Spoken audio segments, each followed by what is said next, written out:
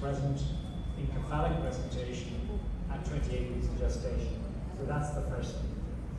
If you can come over a little bit closer to me, and if you can put your right hand up over your head. Thank you. So the next thing is to start off in doing reduce your depth. Do you mind if I just go to a standard preset? Just for a second. Is there a standard preset? These are your presets. That's okay. Is there an option to go to the standard presets? Oh, we'll just keep going. So the next step is to reduce the depth. Again, I do not toggle zoom where I can avoid it. And then once I've reduced my depth, I did not need to change my sector width this time. And you can see that the baby's head occupies 7/8 of the screen.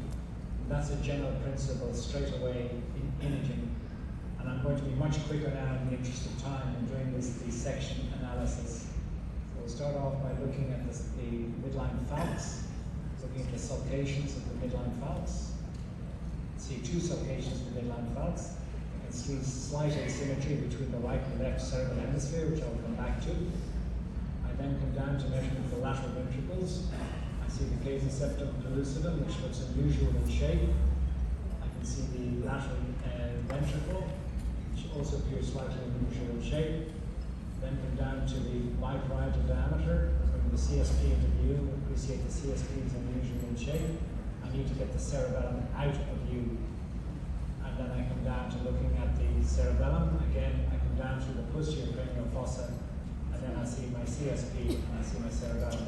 So very quickly, that's my very first section analysis of the brain. Then I go back to full screen. So I'm now going to start by going in a little bit more detail. So I have here the parietal occipital fissure at 28 weeks. Or super if you want to talk through it, whatever you want. Don't need to talk anytime. Okay, and we come down to the Sylvian fissure, the parietal occipital fissure.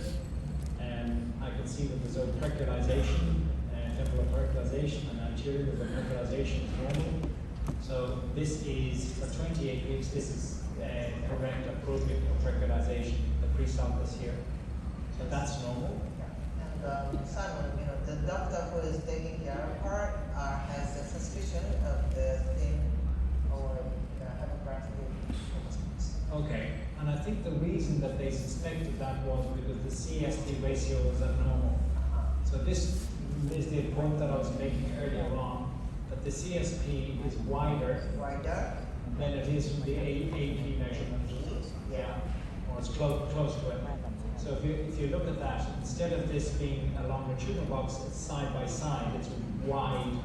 So if the CSP is wide, you need to suspect partial agenesis of the corpus callosum or other corpus callosum abnormality. So before I jump to trying to get a sagittal section and doing a fetal neuro, I want to quickly look at all the landmarks that I spoke about earlier on. Starting off with the falx, it's normal, it's not thickened. There is not an increase in the number of lines. In other words, separation of the cerebral hemispheres with increased fluid between them, because that's what causes the multiple lines. There is no ventricular dilatation. 75% of babies with agenesis of the corpus callosum will have ventricular dilatation at this gestation. When I look at the anterior horn, I want to see the shape of the medial wall of the anterior horn, and it's curved normally. When I look at the distance, however, which is distance A, the distance A to the anterior horn of the lateral ventricle, I want to compare this to distance B, which is from the midline.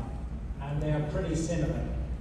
Normally you find when you measure that distance, if you look here, this distance is smaller than this distance here. So that makes me suspicious that this could be a bundle of Prost. But I'm not going to jump to a diagnosis. I'm just going through all the indirect markers. As I come down to the lateral ventricles, there's no ventriculomegaly. As I come down to the third ventricle, looking here is the cerebral peduncles. This is the aqueduct, which is not visible, it's occluded. And then between the thalmi, I can see no dilatation of the third ventricle. I can't see any evidence of a midline cyst. And then just to check the posterior cranial fossa, the cisterna magna looks normal. The fourth ventricle looks normal, and the cerebellar hemispheres look fine. And as Mitsuko mentioned earlier on, check the head size, make sure it's appropriate for gestation age, the PPD, the HC, and then I look at the fissures of the brain. The next, as I come around, I want to bring the baby into a position where I have to push to get the genome into view. I may need an extra pair of hands. Yeah, you can just press in there. Thank you.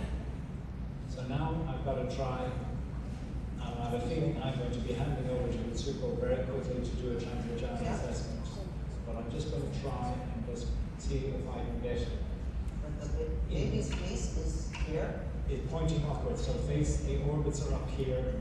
That's very clear. In that case, you know, the transvaginal is a little bit challenging. It's going to be challenging as well. Yeah, but you know, I will try, but you know, maybe before the transvaginal the observation, you know, I use the transabdominal transducer to adjust the fetal position.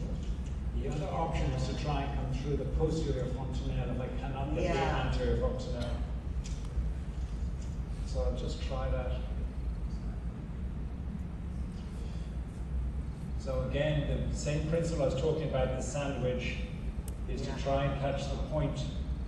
And that's really, really challenging. You can randomly go to a transverse section, a sagittal section, and get the parasagittal. So there are 3 sections when you go sagittally. How about the shape of the ventricle? Is it like the corpus sapphire like or normal? I think normal. Yeah.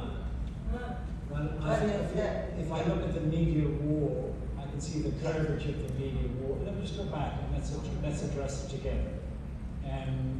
Let's go reduce the depth. So the question of the colpocephaly relies to what does the medial wall, is there curvature to the medial wall? And as I look at that, it curves up towards the midline. So that doesn't look like teardrop to me as I look at that. I accept anteriorly that the medial wall is pushed away from the midline, and what that makes me suspicious that there's a callosal abnormality, and given that the CSP index is abnormal. I don't have enough to make a call on that. I would say yes, A is greater than B, and 2, there's an abnormal CSP index. But that's an opinion. I don't know if you agree with me. If I come back through that and see, no, it's going to work, and I come back through this one more time, and then I'm going to hand over to Mitsuko to do a TV.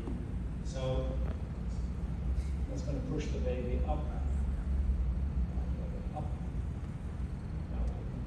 Can you try there? Somebody just go there. Are you okay when you push the shield tight? Yeah. Okay, I'm just going to try one more time to.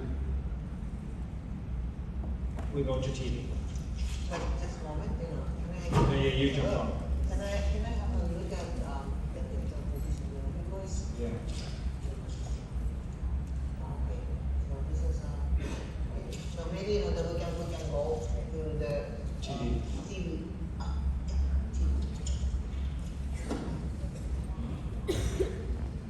Okay, so can you the lady please TV lady stuff.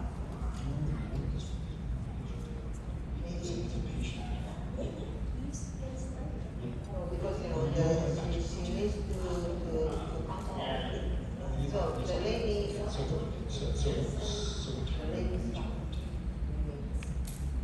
Done, okay. ladies, not you.